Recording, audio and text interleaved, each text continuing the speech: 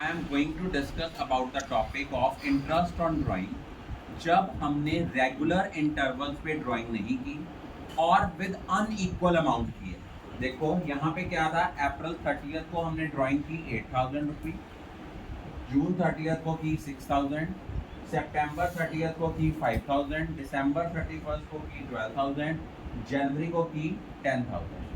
अब ऐसा क्वेश्चन अगर आता है इंटरेस्ट ऑन ड्राइंग कैलकुलेट करने का, सबसे पहले हमने निकालना है period for which amount is withdrawn. अगर मान लो ड्राइंग हो रही है 30 अप्रैल को, तो 30 अप्रैल से आने वाली 31 मार्च तक हमारे पास बनते हैं 11 मंथ। जून 30 को आपकी जो है ड्राइंग हुई, तो जून 30 तक 3 मंथ्स हो चुके हैं। टोटल साल में 12 महीने होते हैं, 12 में से 3 गए, रिमेनिंग बच गए 9 मंथ।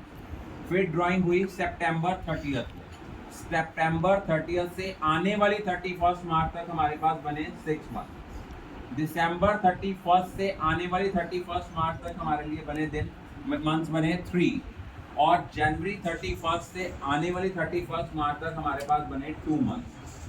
ये मेथड कहाँ कब यूज करना है? अगर अनइक्वल ड्राइंग हो रही हैं, not at the regular interval. देखो फर्स्ट पहले ड्राइंग की अप्रैल 30 को, फिर हमने 2 महीने बाद जून 30 को की, फिर हमने जुलाई अगस्त नहीं की, सितंबर एंड में जाके की, 3 मंथ्स का गैप आ गया, फिर दिसंबर 31 को की, फिर जनवरी 31 को की। इस केस में हमने क्या करना है, हमने प्रोडक्ट मेथड लगाना है। यहाँ पे लिखना है date of drawing, amount of drawing, period for which the amount is withdrawn. अब जो period for the amount is withdrawn वो हमने कैसे निकालना है? डेट ऑफ ड्राइंग से लेकर क्लोजिंग डेट तक हमारे पास कितना टाइम पीरियड है। अगर मान लो फर्स्ट ड्राइंग हुई है अप्रैल 30, तो हमारे पास मंथ बने मई, जून, जुलाई, अगस्त, सितंबर, अक्टूबर, नवंबर, दिसंबर, जनवरी, फरवरी और मार्च। तो हमारे पास बने 11 मंथ्स। क्लियर? उसके बाद नेक्स्ट ड्राइंग हुई जून 30, जुलाई, अगस्त, सितंबर, अक्टूबर, नवंबर, दिसंबर, जनवरी, फरवरी, मार्च, 9 मंथ्स हो गए। फिर सितंबर 30 को हुई अक्टूबर, नवंबर, दिसंबर, जनवरी, फरवरी, मार्च, 6 मंथ्स आ गए। दिसंबर 31 को हुई जनवरी, फरवरी, मार्च, 3 मंथ्स आ गए। जनवरी 31 को ड्राइंग की है, हमारे पास आ गया फरवरी और मार्च, 2 मंथ्स।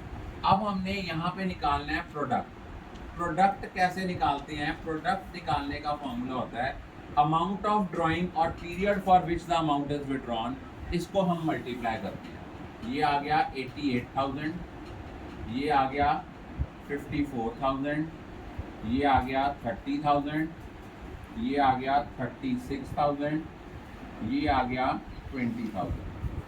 अब इस केस में जो इंटरेस्ट ऑन ड्राइंग है ये हम कैसे कैलकुलेट करते हैं? ध्यान रखना, यहाँ पे इंटरेस्ट ऑन ड्राइंग को कैलकुलेट करने का फॉर्मूला होता है टोटल ऑफ प्रोडक्ट, जो आपके प्रोडक्ट के कॉलम का टोटल आएगा, इनटू रेट ओवर 100। अब यहाँ पे एवरेज पीरियड 1 मंथ लेते हैं, ये रूल है, 1/12 कर देते हैं। सपोज यहाँ पे दिया हुआ है 9% इंटू 1/12। अब हमने इनका करना है टोटल 54 प्लस 30। ये देखो ये हमारा बन गया 0 0 0। 8 + 4 12 और 6 18,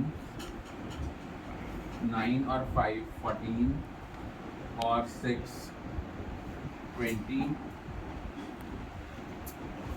तो ये आ गया 2,28,000 का 9% करके इंटू 1/12, जो आएगा that will be the answer. I think all of you are clear about.